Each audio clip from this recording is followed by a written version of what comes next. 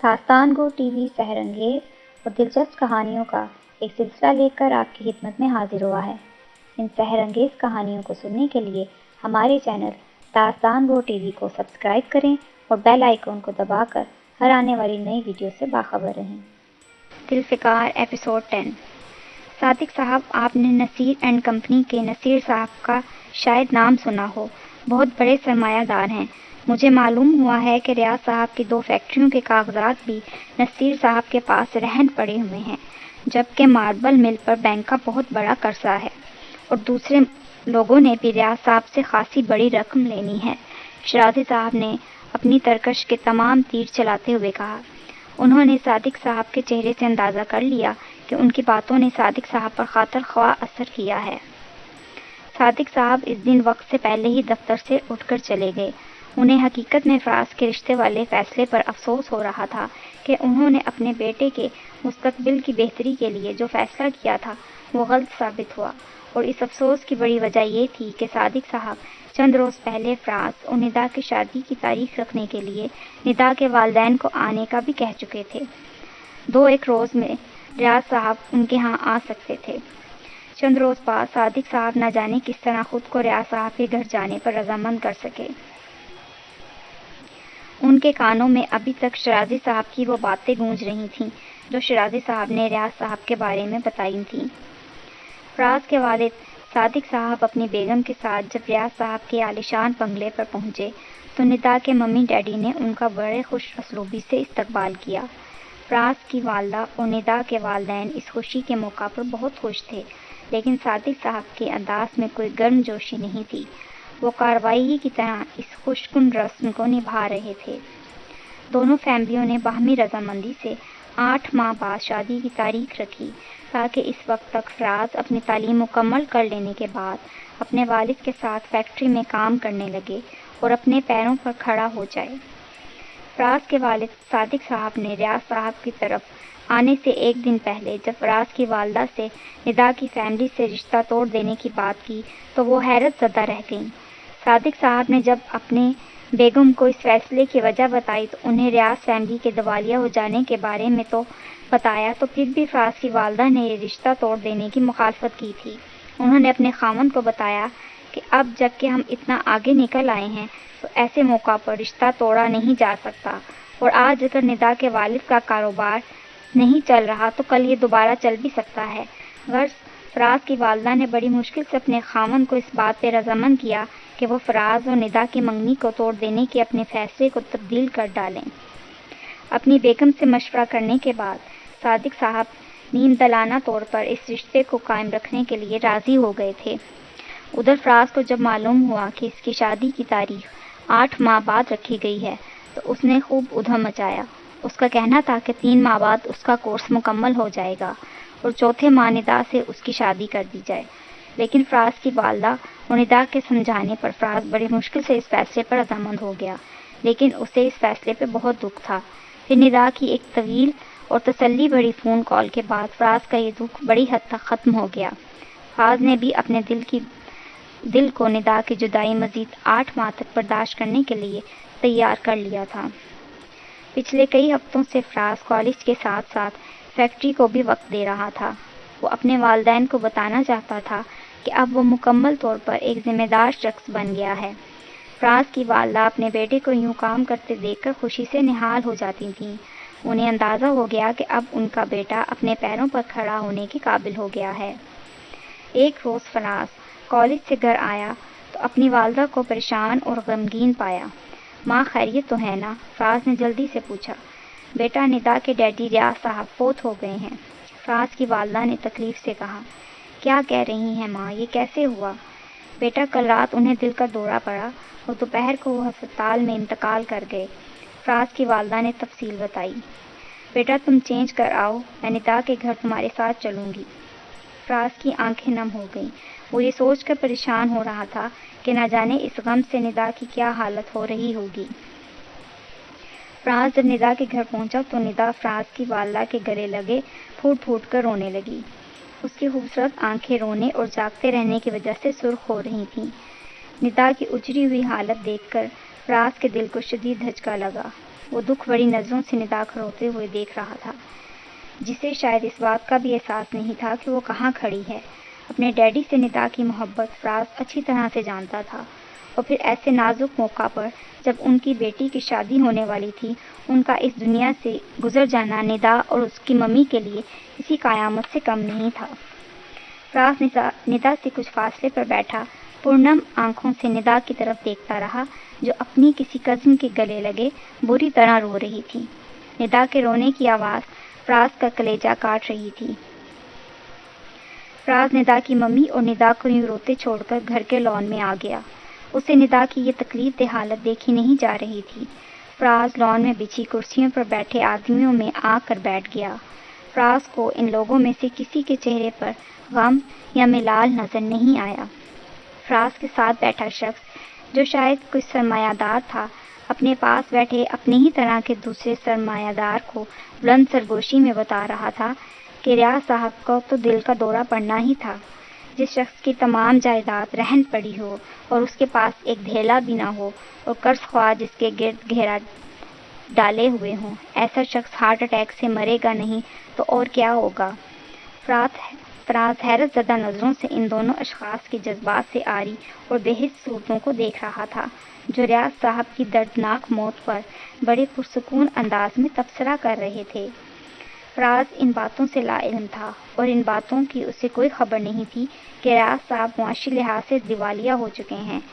شاندار بنگلوں اور فیکٹریوں کے مالک ریاض صاحب در پردہ ایسے درگوں حالات کا شکار ہیں، یہ اسے آج معلوم ہوا جب اسے ریاض صاحب کے جنازے میں شریک تمام بڑے لوگ ریاض صاحب کی موت پر افسوس کرنے کی بجائے ان کے شاندار بنگلے کی مالیت کا اندازہ کرتے ہوئے نظر آئے۔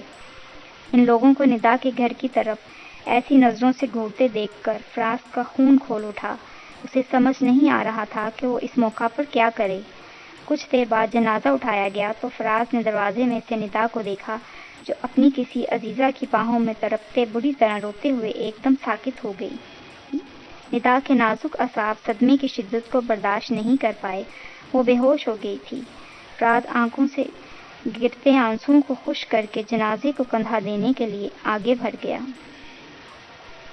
ریاض صاحب کے چیلم سے چند روز بعد فراز جب ندا سے ملنے کے لیے اس کے گھر پہنچا تو دو شاندار کاریں جس میں بدماش ٹائپ لوگ بیٹھے ہوئے تھے، ندا کے گھر کے عالیشان گیٹ سے برآمد ہوئیں اور تیزی سے آگے نکلتی چلی گئیں۔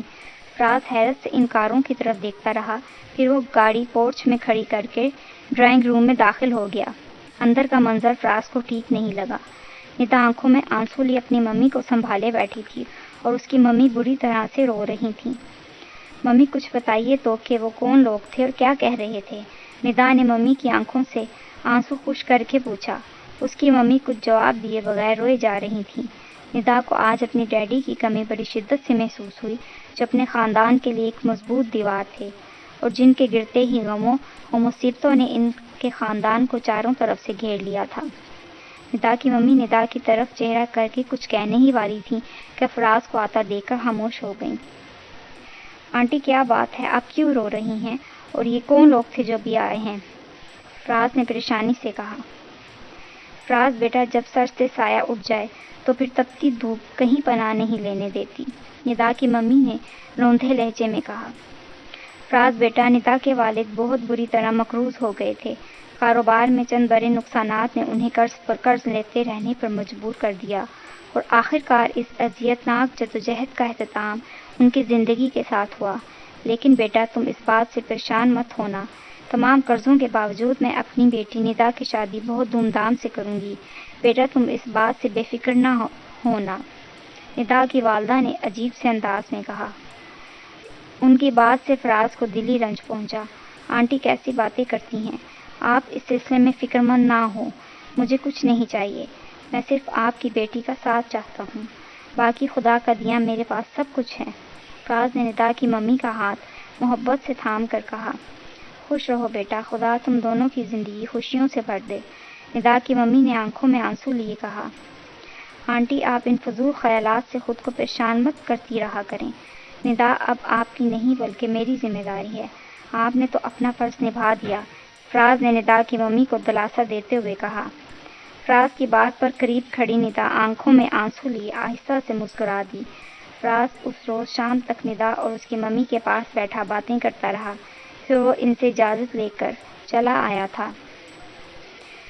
فراز کے جانے کے بعد ندا کی ممی نے ندا کو بتایا کہ دوپہر کو جو بدماش قسم کے لوگ آئے تھے انہوں نے ندا کے والد سے بہت بڑی رقم لینی تھی۔ انہوں نے کہا ہے کہ ہم ریاض صاحب کی فیکٹری بیچ کر انہیں رقم دے دیں ورنہ اچھا نہیں ہوگا۔ پرسوں بینک کے کچھ افسران آئے ہوئے تھے، وہ بھی رقم کا تقاضا کر رہے تھے کیونکہ انہیں بھی خبر ہو گئی ہے کہ ریاض صاحب نے اور بہت سے لوگوں کی رقم ادا کرنی ہے۔ ندا کی ممی نے ساری حقیقت ندا کو کہہ سنائی۔ ندا معصوم آنکھوں میں خوف اور الجھنے لیے اپنے والدہ کی طرف دیکھ رہی تھی۔ اسے یوں محسوس ہو رہا تھا جیسے تقدیر ایک دم سے اس کی دشمن بن گئی ہو اور دنیا کے سارے غموں نے اس کے گھر کا راستہ دیکھ لیا ہو۔ ممی ڈیڈی نے کوئی کیش رقم نہیں چھوڑی؟ ندا نے اپنی والدہ سے سوال کیا۔ بیٹا، تمہارے ڈیڈی کے اکاؤنٹ سے صرف 7 لاکھ روپے اور فکسڈ ڈپازٹ سے 5 لاکھ روپے مل سکتے ہیں، جبکہ مجھے تمہارے ڈیڈی کے سیکرٹری نے بتایا ہے کہ تمہارے ڈیڈی کے سر جو قرض تھا وہ سارا مل ملا کر تقریباً 1,15,00,000 روپے بن جاتا ہے۔ ندا کی ممی اتنا کہنے کے بعد پھوٹ پھوٹ کر رونے لگی تھیں۔ ممی، قرض تو انسان کو مرنے کے بعد بھی بخشا نہیں جاتا۔ ممی، میرے ڈیڈی مرنے کے بعد بھی اس قرض کی وجہ سے تکلیف میں ہیں، آپ فوراً کسی بھی طرح رقم کا بندوبست کیجیے۔ ممی، اگر ہمیں اپنی مل اور فیکٹریاں بھی بیچنی پڑیں تو ممی ہم بیچ دیں گے، لیکن ڈیڈی کو اس عذاب سے بچا لیجیے۔ ندا کا دل غم کے بوجھ تلے کچلا جا رہا تھا۔ اسے اس وقت فراز بہت یاد آ رہا تھا، حالانکہ وہ ابھی گھنٹہ بھر پہلے سارا دن اس کے ساتھ گزار کر گیا تھا۔ ندا کی حسین صورت دکھوں کی تصویر لگ رہی تھی، اس کی سحر انگیز آنکھوں سے آنسوؤں کے موتی رواں ہو گئے۔ نہیں میرے بیٹے، ایسے روتے نہیں، میں اپنی بیٹی کے ایک آنسو پر دنیا کی تمام دولت وار دوں گی۔ ندا بیٹا، میں وکیل صاحب سے اس سلسلے میں بات کرتی ہوں۔ ندا کی ممی فون کی طرف بڑھ گئیں۔ وکیل صاحب نے بتایا کہ ریاض صاحب کی فیکٹریوں کے کاغذات نصیر صاحب ایک بہت بڑے سرمایہ دار کے پاس رہن رکھے ہیں، جبکہ مل کے کاغذات ایک بینک میں 60 لاکھ روپے کے عوض رہن رکھے ہوئے ہیں۔ وکیل صاحب نے کہا کہ وہ کل ان دونوں پارٹی سے بات کریں گے کہ ریاض فیملی اپنی تمام فیکٹریاں اور مل بیچ کر ان کی رقم لوٹا دے گی، لیکن انہیں ہمارے ساتھ تعاون کرنا ہوگا۔ مسز ریاض، آپ بے فکر رہیں، میں کوئی بہتر راستہ نکال لوں گا، آپ پریشان نہیں ہوں۔ وکیل رحمانی صاحب نے ندا کی ممی سے کہا۔ رحمانی صاحب، آپ پلیز جلدی سے میرے ڈیڈی کا قرض اتارنے کی کوشش کریں۔ وکیل صاحب، چاہے آپ ہماری پراپرٹی بیچ دیں لیکن پلیز اس قرض کو ختم کروا دیجیے۔ ندا نے اپنی ممی کے ہاتھ سے فون لے کر اپنے خاندانی وکیل رحمانی صاحب سے کہا۔ مس ندا، صبر سے کام لیں۔ بیٹا، زندگی اگر اتنے مشکل حالات سے دوچار کر دے تو انسان کو تحمل اور بردباری سے کام لینا چاہیے۔ آپ اپنے آپ کو نارمل رکھیں، میں کل ہی تمام معاملات کو اپنے کنٹرول میں کرنے کی کوشش کروں گا، انشاءاللہ سب ٹھیک ہو جائے گا، رحمانی صاحب نے ندا سے کہا۔ پھر فون بند ہو گیا تھا، جبکہ ندا اپنی ممی کی گود میں سر رکھ کر سسکنے لگی۔ غموں نے اس کی زندگی کو اس طرح بری طریقے سے بکھیر کے رکھ دیا کہ اسے اپنا وجود مرتا ہوا محسوس ہو رہا تھا۔ اب تک کے لیے اتنا ہی، باقی اگلی قسط میں۔